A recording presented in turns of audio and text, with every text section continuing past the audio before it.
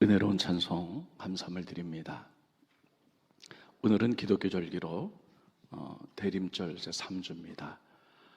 우리들이 이렇게 촛불을 켜는 이유는 혼란스러운 어둠의 세상 속에 우리의 생명과 구원을 주시기 위해서 오신 빛으로 오신 예수님을 우리가 바라는 마음 가운데 이렇게 세 개의 촛불을 켭니다. 지난주에는 마태, 마가, 누가, 요한복음 가운데 마가, 누가, 요한복음 1장에 나타난 예수님 탄생에 대해서 말씀드렸고요. 오늘은 마태복음 1장에 특히 예수님의 족보가 나오는데 거기 가운데 특별한 특징들을 묶어서 말씀을 전하도록 하겠습니다. 마태복음은 유대인들에게 복음 전하기 위하여 쓴 성경입니다. 그 당시 유대인들은 예수님을 이단으로 여겨서 예수님을 십자가에 못 박혀 돌아가시게 했습니다. 그래서 마태는 그게 아니다. 그분이 바로 예수님, 그분이 곧 메시아다라는 것들을 알리기 위하여 썼습니다. 그러다 보니까 유대인들이 맞게 성경을 써나갔죠. 그래서 유대인들이 가장 중요하게 여기는 게 족보입니다. 그래서 마태복음 1장에 보면 이 예수님은 성경에 예언한 대로 아브라함의 후손이요 다윗의 후손 왕으로 이 땅에 오셨다라고 족보를 쭉 쓰고 있어요. 그런데 이 족보를 자세히 들여다보면 여러 가지 특징이 있는데 그런데 한 가지만 오늘 갖고 말씀을 전합니다. 보면 이런 얘기가 있습니다. 족보가 이렇게 돼 있잖아요. 누구는 누구를 낳고 또 누구는 누구를 낳고 이런 식으로 돼 있어요. 근데 특별한 부분이 하나 들어갑니다. 스크린 보십니다. 마태복음 1장 3절에 보면 유다는 다말에게서 베레스와 세라를 낳고 베레스는 헤손을 낳고 헤손은 람을 낳았다. 이 부분 보면 이렇게 써 있어야 돼요. 유다는 다말에게서 베레스를 낳고 베레스는 헤손을 낳고 헤손은 람을 낳았다. 이렇게 되어 있는데 유다는 베레스와 세라를 낳았다. 장자와 차자 이름이 둘이 들어가 있어요. 왜 그렇게 돼 있을까 하는 문제부터 풀어나가도록 하겠습니다. 다말에게서 베레스를 낳았고요. 그리고 세라를 낳았다 그랬어요.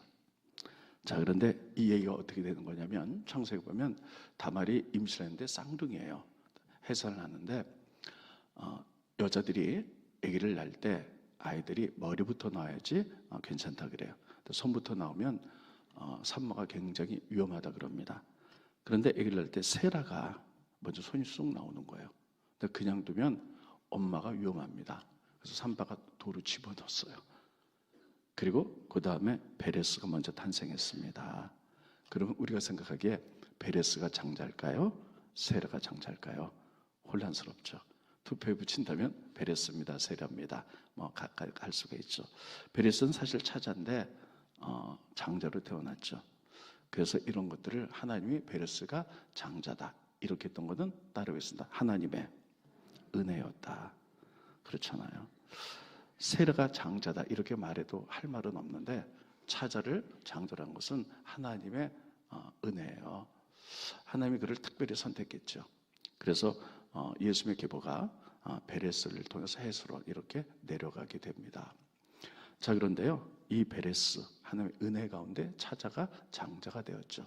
그래서 베레스 이야기를 성경에 쭉 보면 여러분 그의 자손들이 이 하나님의 은혜 감사해서 엄청나게 헌신했고 또 믿음의 모습들을 보여줍니다. 그래서 이 베레스 후손들이 엄청나게 축복을 받아요. 먼저 이스라엘 민족이 이제 애굽을 나옵니다. 광야를 지나갈 때 성전을 짓게 되잖아요. 그래서 이스라엘 12지파 모든 사람들이 다 헌금을 합니다. 근데 제일 먼저 헌금한 사람이 누굴까? 바로 베레스의 5대 손 나손이라는 사람이 제일 먼저 성전 지을 때 헌신을 했어요. 스크린 보십니다. 민수기 7장 12절에 보면 첫째 날에 이 첫째 날은 뭐냐면 성막을 짓기 위해서 헌신하기로 작정한 첫째 날 헌물을 드린 자는 유다 지파 암미나답의 아들 나손이 제일 먼저 드렸어요. 따르겠습니다. 나손은 베레스의 5대 손이에요. 이렇게 엄청난 행사 속에 제일 먼저 앞장섰죠. 하나님의 은혜가 감사해서 그랬던 거죠. 두 번째는 성경에는 나와 있지 않아요. 근데 탈무드에 의하면 이런 얘기가 있습니다. 이스라엘 사람들은 그것도 정설로 받아들여요. 모세가 이스라엘 민족을 이끌고 애굽을 나오죠. 앞에 홍해바다가 있어요. 그래서 이제 모세가 지팡이를 딱 내미니까 밤새도록 동풍이 불어서 바다가 쫙 갈라지고 물벽을 이루게 되죠. 그러면 이스라엘 민족이 거기를 지나갔는데 제일 먼저 이 홍해바다를 갈른 다음에 제일 먼저 간 사람은 누굴까? 건넌 사람 누굴까 하는 거예요. 성경에 나와 있지 않지만 탈무드에 의하면 역시 베레스의 오대손 나손이 제일 먼저 건넜다. 이렇게 쓰고 있습니다. 이 부분이 왜 중요할까 생각해 보면요. 한번 생각해 보세요. 우리 앞에 홍해바다가 갈라져서 물벽을 이루고 있어요. 근데 거기 지나가야 돼요. 여러분 먼저 지나가려면 여러분 지나갈 수 있겠어요? 무서워가지고 지나갔다가 이게 물벽이 확 덮치면 어떡하나? 굉장히 두려울 거예요. 그랬을 때 이 나손이 먼저 믿음의 용기를 낸 거죠. 나손이 지나가니까 별일 없으니까 다른 사람들도 다 따라서 지나가는 거죠. 따르겠습니다. 나손은 믿음의 용기. 네, 믿음의 용기. 그리고 하나님 나라를 위해서 제일 먼저 헌신했던 사람이에요. 그렇게 그 자손들이 왜 이렇게 할 수 있었냐면 우린 차자임에도 불구하고 하나님의 주권적인 선택에서 장자가 되어서 그 하나님의 은혜 감사하여 이렇게 모든 면에 최선을 다해서 헌신한 것을 알 수가 있습니다. 그래서 역대상 우리가 2장에 보면요. 역대상에 보면 이스라엘 12지파 족보가 나오거든요. 근데 역대상 2장은 다 볼 수가 없어요. 너무 길어서. 거기 보면요. 바로 이렇게 나손 그리고 베레스 이 베레스 아들 그 족보가 한 장으로 다 돼 있어요. 그만큼 가문이 굉장히 번성한 것을 알 수가 있습니다. 이게 가문이 번성했어요. 왜냐하면 하나님의 은혜 찾아였는데 나를 장자로 삼으신 하나님의 은혜 때문에 이렇게 헌신했고 그래서 가문들이 번성했죠. 그런데 가문이 번성한 것이 어떤 영향력들을 끼쳤느냐면 이런 일이 있습니다. 거기 보면 룻기가 있어요. 룻기 잘 아시죠? 룻이 아이를 낳습니다. 여러분 우리도 이제 주변에 아는 사람이 아이를 낳으면 막 덕담하잖아요. 잘 자기를 바라요. 축복받기 바라요. 이렇게 말하는데 룻이 아기를 낳으니까요. 동네 여인들이 다 모여서 뭐라 그러냐면요. 이 아이가 베레스 가문처럼 되길 원한다. 이렇게 축복하는 거예요. 왜냐하면 베레스 가문이 정말 하나님께 엄청나게 가문들이 복을 받았기 때문이에요. 스크린 보십니다. 룻기 4장 12절을 보면 여호와께서 이 젊은 여자로 말미암아 룻으로 말미암아 내게 상속자를 주사 내 집이 다말이 유다에게서 낳아준 베레스의 집과 같게 하기를 원하노라. 여기 보면 베레스의 집같이 되기를 원한다. 이 아이가 베레스 집안처럼 번성하기 원한다. 이렇게 덕담을 남길 만큼 베레스 가문이 아주 흥성했습니다. 흥왕했습니다. 그리고 룻기 마지막 부분에 보면요. 여러분 이 베레스가 흥왕해가지고 낳고 해서 다윗왕이 태어났고요. 또 낳고 해서 신약에 보면 예수님이 탄생하셨습니다. 그래서 룻기 마지막에 보면요. 베레스의 가문이라 하고 따로 나옵니다. 그만큼 위대했던 가문이죠. 스크린 보십니다. 룻기 4장 18절 22절에 보면 룻기 가장 마지막 부분입니다. 베레스의 계보는 이러하니라 하고 딱 떼어서 얘기를 해요. 베레스는 헤손을 낳고 넘겨주시고 헤손은 람을 낳고 람은 암미나답을 낳고 암미나답은 나손 낳아죠. 오대손이죠.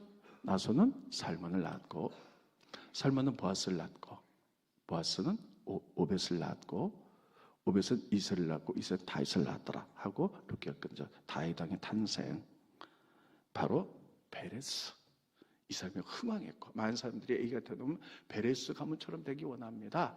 그래서 베레스 가문을 성경에 딱 떼어나갔고요.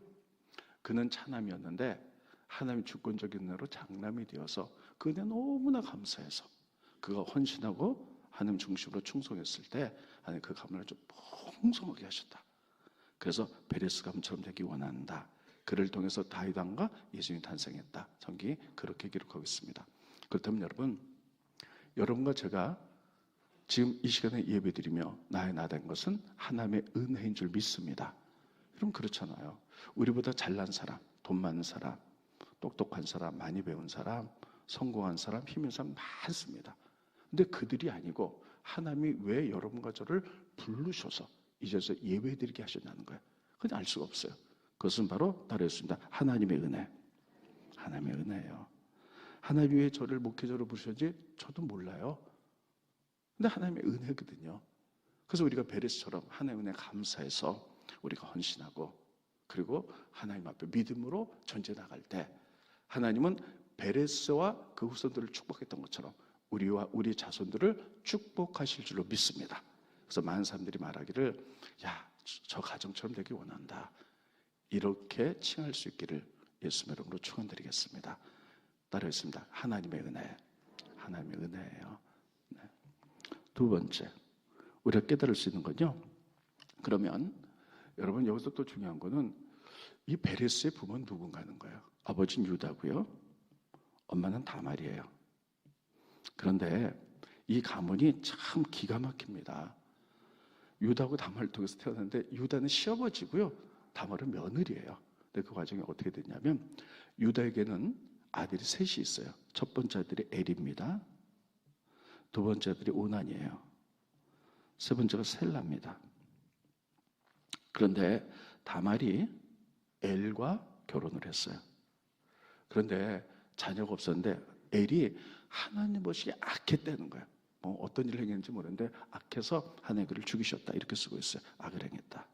스크린 보십니다. 유다의 장자 엘이 여호와 보시기에 악함으로, 누구 보시기에?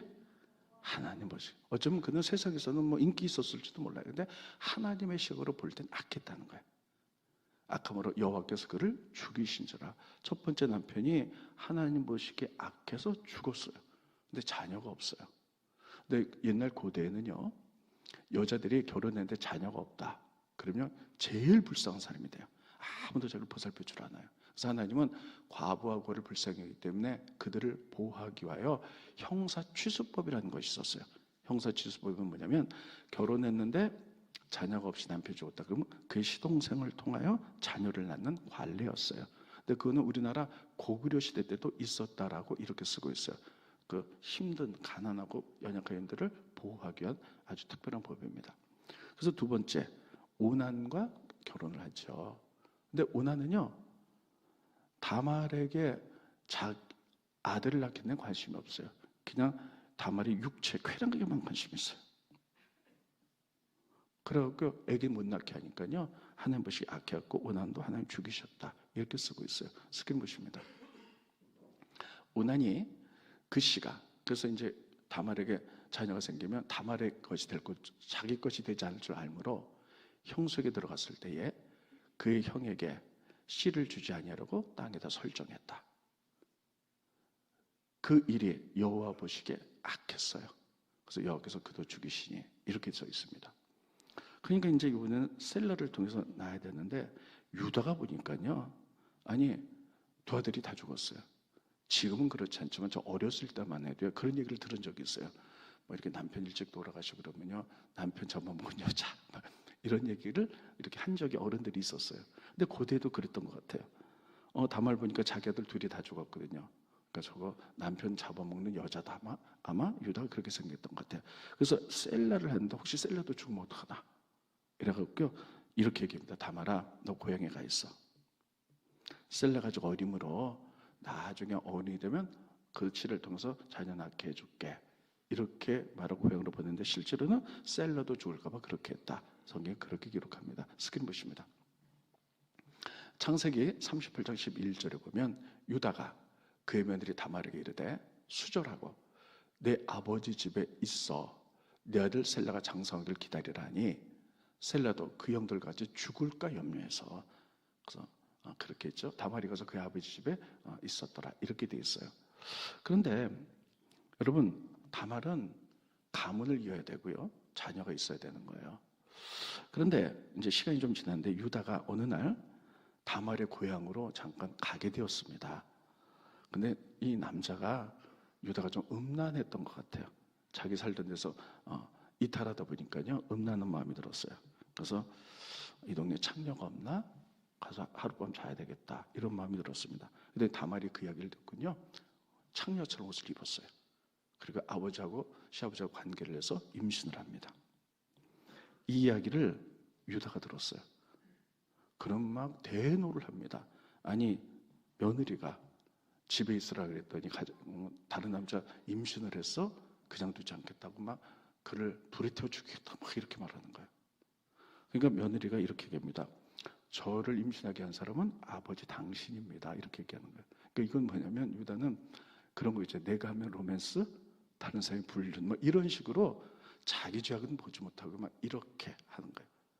그러니까 유다가 가만히 보면서 그래 다말은 그래 대를 잇기 위하여 애썼던 것뿐이구나 하면서 다말에게 이렇게 합니다. 나보다 네가 옳다. 이렇게 말하면서요 아이를 낳게 해주죠. 이게 바로 베레스와 세라죠. 자, 그분 스크린 보여줍니다. 스크린 보여주세요. 유다가 자기 며느리가 임신한 걸 알고 이르되 내 며느리는 나보다 옳도다. 우리는 음란한 가운데 내 손에 힘이 있다고 막 억지로 했는데 그 여인이 뭐가 잘못했느냐. 내 며느리는 대를 육해서 이렇게 한 거다. 내가 그를 내 아들 셀락이 주지 아니하였음이로다 하고 다시는 그를 가까이 하지 아니하였더라. 이렇게 쓰고 있어요. 자, 이것을 다시 한번 정리하면 이렇습니다. 유다, 다말. 자, 지금은 남녀 평등합니다. 근데 고대 시대 때는요, 남자는 여비였어요. 남자가 막강한 힘이 있었고 여자는 인격적인 이렇게 대접을 받지 못했습니다. 그러니까 유다는요, 엘이란 다말과 결혼시켰죠. 근데 악했다는 거예요. 이런 남자가 누구? 여러분 여자라면 이런 남자와 결혼하고 싶겠어요? 안 하고 싶죠. 근데 참았죠.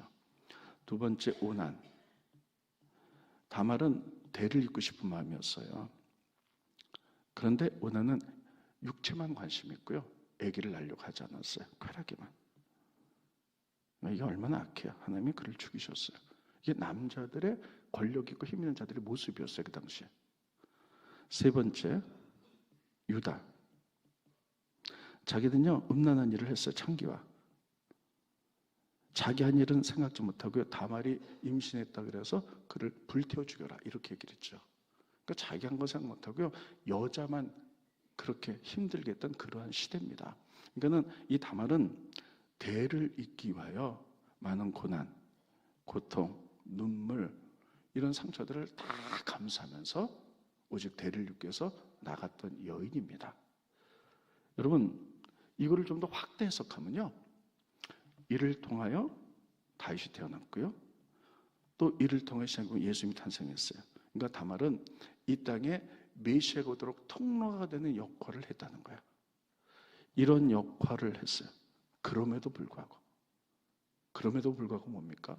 많은 사람들이 음란한 여자야 막 그러면서 그 씨를 얻기 위해서 그랬는데도 그냥 육체적인 쾌락만 갖고 막 이런 많은 모욕과 얼마나 모욕스럽겠어요.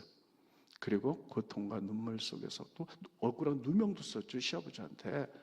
그럼에도 불구하고 오직 이 땅에 대를 잇겨요.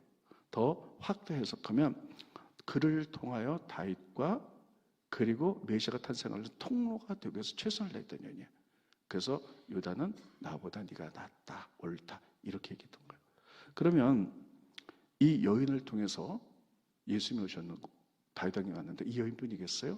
예수님의 족보를 보면 또 한 여인이 있습니다. 바로 마리아예요. 예수님 어머니 마리아 보면요. 요셉과 정혼했어요.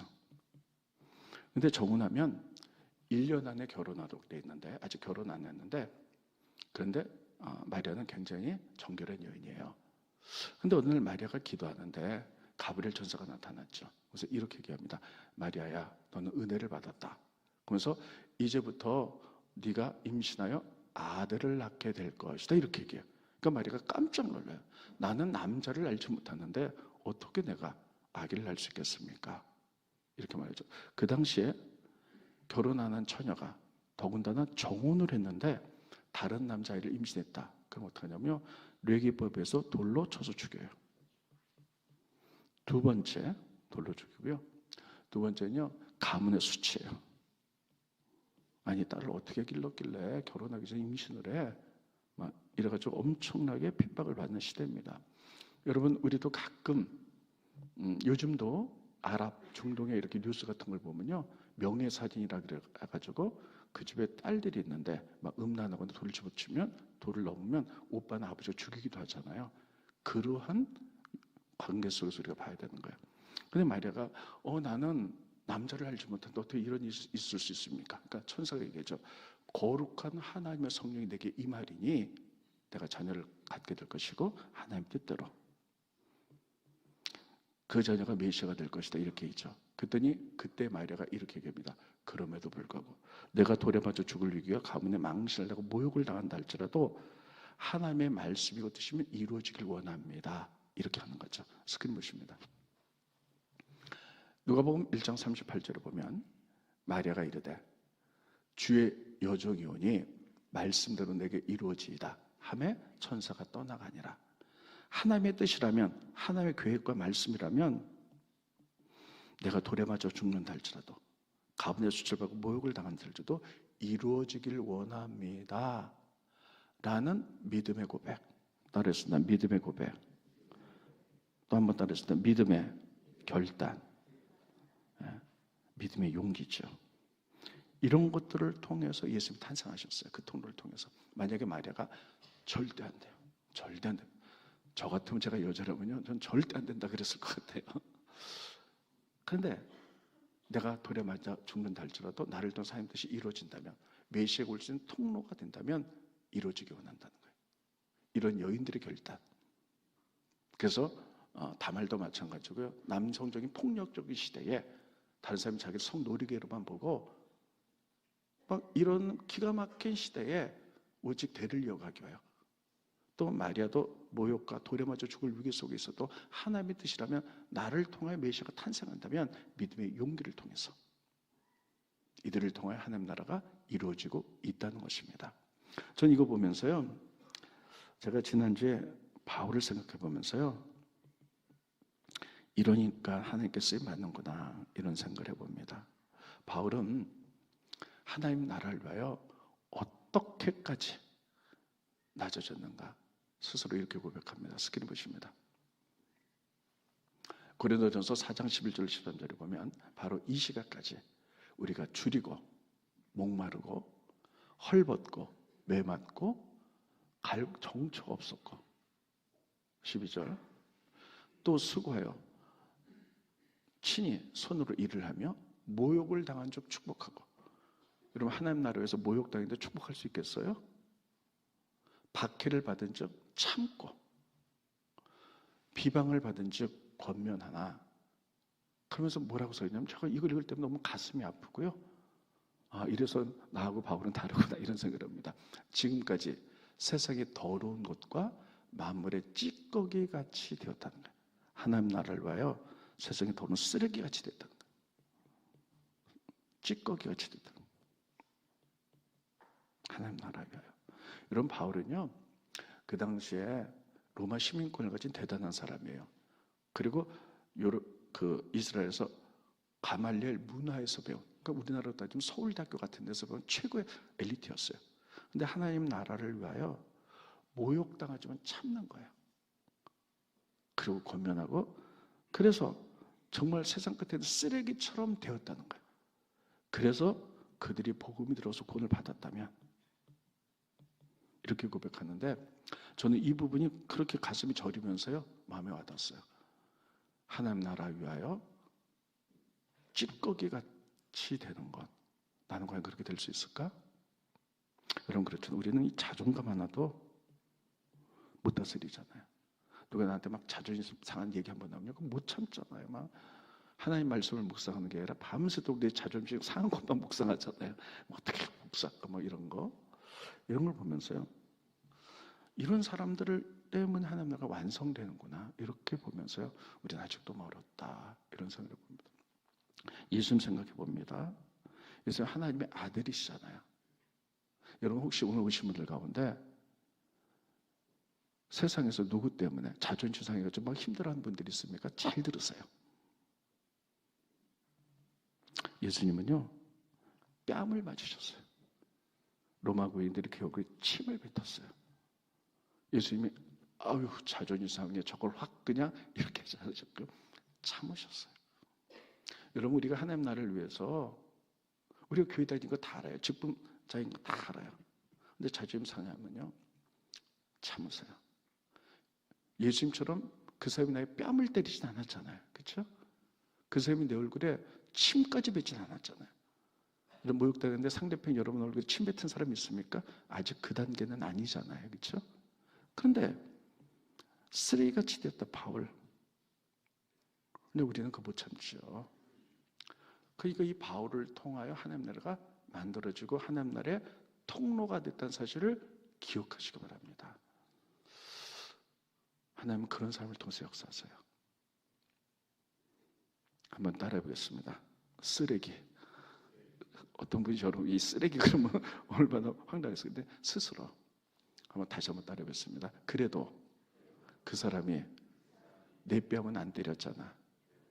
한번 더 해보겠습니다. 그래도 그 사람이 내 얼굴에 침은 안 뱉었잖아.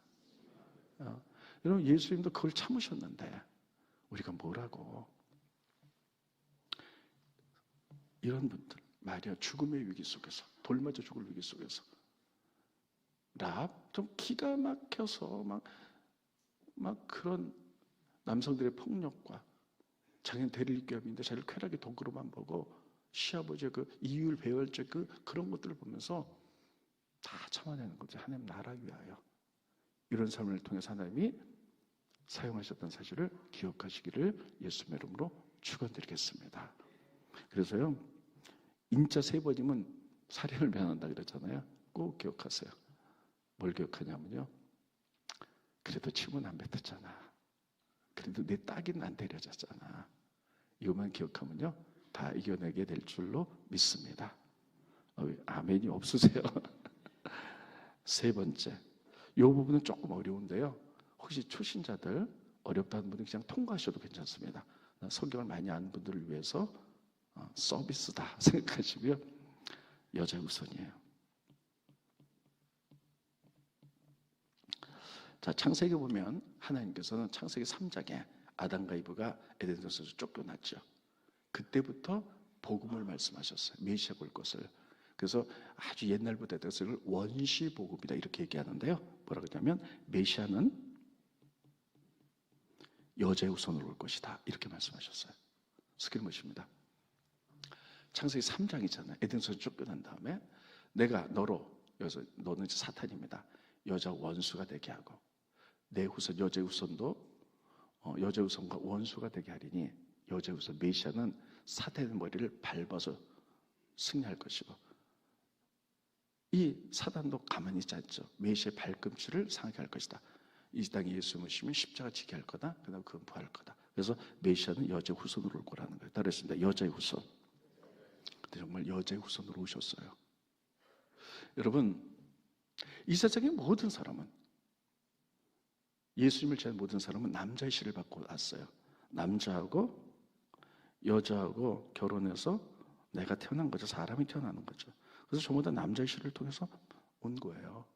근데 메시아는요, 남자의 후손이라 여자의 후손이에요. 그러니까 남자와의 씨와는 상관없이 여자의 몸을 통하여 하나님의 능력으로 성령의 역사로 온다는 거예요. 실제로 예수는 그렇게 오셨어요. 그래서 남자를 알지 못하는 동정녀 마리아를 통해서 성령의 능력으로 남자의 씨를 받지 않고 성령의 능력으로 이 땅에 오셨던 겁니다. 왜 그렇게 오셨을까요? 하나님이 사람의 죄를 용서하기 위해서는요, 2가지 조건이 있어야 돼요. 첫 번째, 사람으로 오셔야 돼. 우리를 용서 똑같이 사람으로. 근데 2번째, 죄가 없으셔야 돼. 근데 우리 인간은 모두 죄를 졌잖아요. 근데 이 2가지 것들을 합당하게 하기 위하여 하나님 스스로가 인간이란 예수의 몸을 입고, 하나님 죄가 없으시잖아요. 이 땅에 여자의 후손으로 하나님의 능력으로 오신 분이 예수님이에요. 그래서 우리를 구원하셨어요. 그래서 이 땅의 메시아는 남자의 씨, 남자의 후손이, 우리 모두 남자의 씨예요. 그러나 예수님만큼은 남자 없이 여자의 후손으로 하나님의 능력으로 여자의 몸을 통해서 태어나게 될 것이다. 이렇게 얘기를 합니다. 그래서 자세히 마태복음 1장을 보면요, 잘 들으세요. 이건 족보장이잖아요. 그래서 거기 이렇게 돼 있어요. 예수님 탄생했는데 유대인의 족보대로 아브라함의 후손, 다윗의 후손으로 오셨다. 형식상으로 그렇게 오셨어요. 형식상으로는 다윗의 후손으로 다윗이 누구 낳고 해서 그 아버지 요셉을 통하여 예수님이 탄생했어요. 이렇게 돼 있지만 여자의 후손으로 온 것을요, 마태복음의 끝에 아주 자세히 쓰고 있습니다. 스크린 보십니다. 이렇게 쓰고 있어요. 마태복음 1장 16절 족보가 끝난 장이죠. 이렇게 쓰고 있어요. 야곱은 마리아의 남편 요셉을 낳았으니 마리아에게서 그리스도로 칭한 예수가 나시니라. 원래 이렇게 쓰면 안 돼요. 족보는요. 어떻게 쓰냐면 야곱은 요셉을 낳고, 다시 보여주세요. 야곱은 요셉을 낳고 요셉에서 예수님 탄생한다. 이렇게 써야 되는 거예요. 그 족보는 다 그렇게 썼거든요. 누구는 누구를 낳고 누구를 낳고, 야곱은 요셉을 낳고 요셉은 예수를 낳았다. 이렇게 써야 되는데 누가 들어가냐? 마리아가 들어가요. 야곱은 마리아의 남편 마리아가 들어가고요. 족보에 여자 이름 안 들어가요. 근데 여자 후손이니까 마리아 남편 요셉을 낳았고, 그러면 요셉은 예수를 낳았다 되는데 요셉은 아니고요. 여자 후손 마리아에게서 예수가 나셨다는 거예요. 여자의 후손으로 오셨다는 거예요.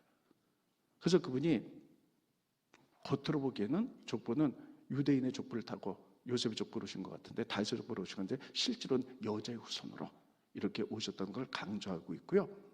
그 다음에 더 중요한 것은 뭐냐면, 성경에 보면 예수님의 족보가 두 군데 나타나요. 마태복음에 나타나고요. 그 다음에 누가복음에 나타나요. 근데 이 족보가 약간 달라요. 어떻게 다른 거 좀 보겠습니다. 누가복음은요, 마리아의 족보예요. 여자 후손 족보인데 요거 어떻게 다른지 도입부만 보겠습니다. 다시 보여주시죠. 누가복음 보겠습니다. 넘겨주시고요. 자, 여기 봅니다.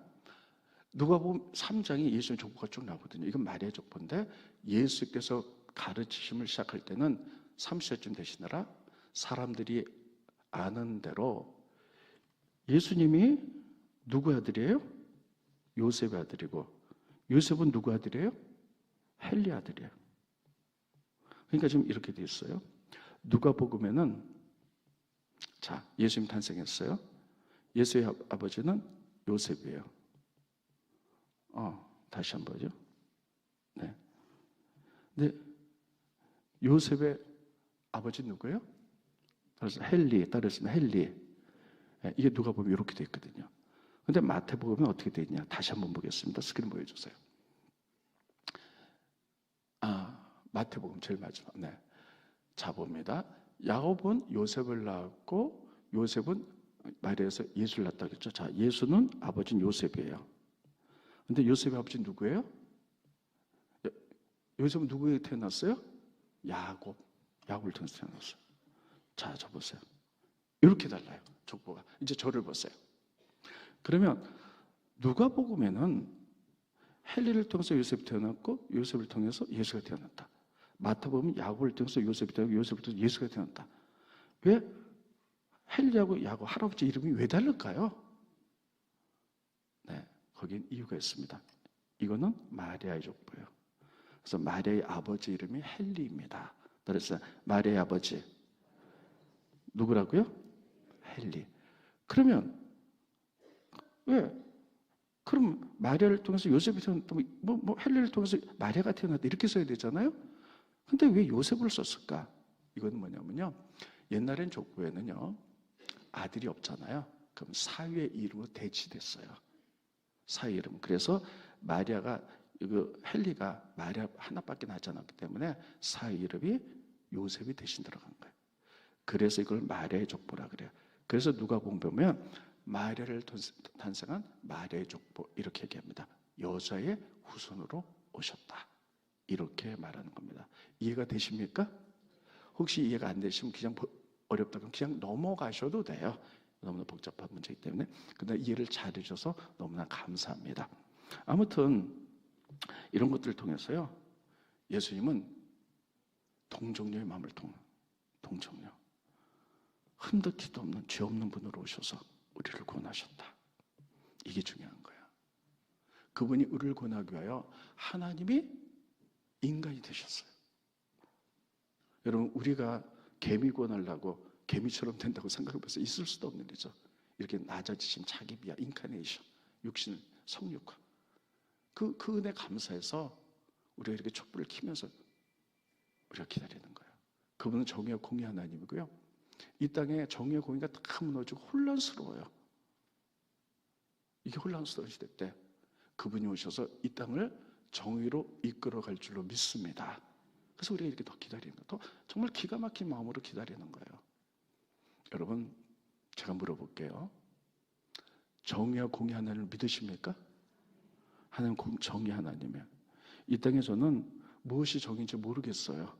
다 무너진 것 같아요. 그러나 정의 하나님을 치리하기 위해서는, 정의 하나님 이 땅을 다스리기 위해서는 따로 있습니다. 기도라는 통로를 통해서 역사거든요.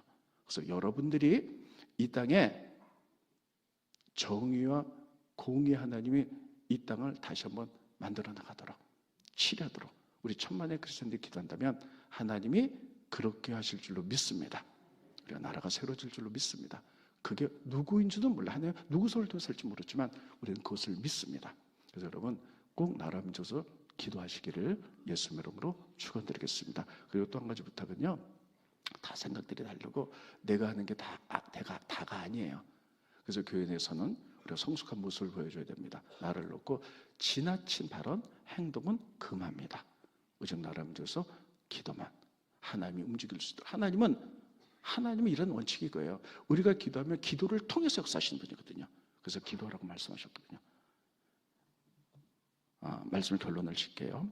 오늘 마태복음 1장을 통하여 예수님 족보, 베레스, 찾아지만 장자가 된 하나님의 주권, 그 은혜 감사해서 헌신하고 봉사했을 때 정말 그 가문이 놀랍게 일어나서 많은 사람들이 얘기하면 베레스 가문처럼 됐으면 좋겠다 이렇게 말했듯이 우리들도 그렇게 되기를 원합니다. 그리고 이 땅에 예수님이 오시기까지 많은 여인들이 모욕과 정말 쓰레기처럼 취급을 받았어도 돌에 맞을 죽일 위기 속에 있어도 그것을 견뎌냈을 때 그를 통해 하나님 나라가 만들어지는 것. 그래서 우리 참아낼 수 있어야 돼요. 자존심 하나님 때문에. 세 번째, 여자의 씨, 여자의 후손으로 죄 없이 오신 분, 그분이 우리 구세주인 줄 믿으시기를 예수님으로 축원드립니다. 그래서 우리가 이렇게 주님을 기다리는 거예요. 기도하겠습니다. 고마우신 주님, 은혜를 감사함을 드립니다. 대흥절 3주를 맞이해서 베레스에 대해서 말씀을 증거했습니다. 그 말씀 속에 깨닫는 은혜가 있을 수 있도록 도와주시옵소서. 특별히 우리도 나의 나된 것을 하나님의 은혜를 깨닫고 헌신하고 봉사하고 충성할 때에 베레스 가문이 일어났던 것처럼 우리를 통해 하나님 역사하시고 우리를 축복하실 줄로 믿습니다. 또 흠없이 죄 없이 거룩하고 깨끗한 동정녀 마리아를 통해서 이 땅에 오신 예수님을 환영합니다. 공의의 정의 하나님 오셔서 이 땅을 정의로 다시 한번 세워주시옵소서. 모든 것이 지금 무너지고 있습니다. 세계에서 우리나라 국가위상도 하락하고 있습니다. 경제도 어렵습니다. 문화적으로도 너무 많은 어려움들이 있습니다. 하나님 다시 한번 세워주시옵소서. 하나님께서는 기도의 통로를 통해서 역사한다고 말씀했사오니 우리가 누구를 비난하거나 우리가 과격한 말을 하기 전에 엎드려 기도하기 원합니다. 하나님의 능력과 정의를 믿으며 기도할 때 하나님이 일하실 줄로 믿습니다. 이 나라가 세워질 수 있도록 축복하여 주시옵소서. 어둠 가운데 빛으로 소망으로 오신 예수님의 이름으로 기도합나이다. 아멘.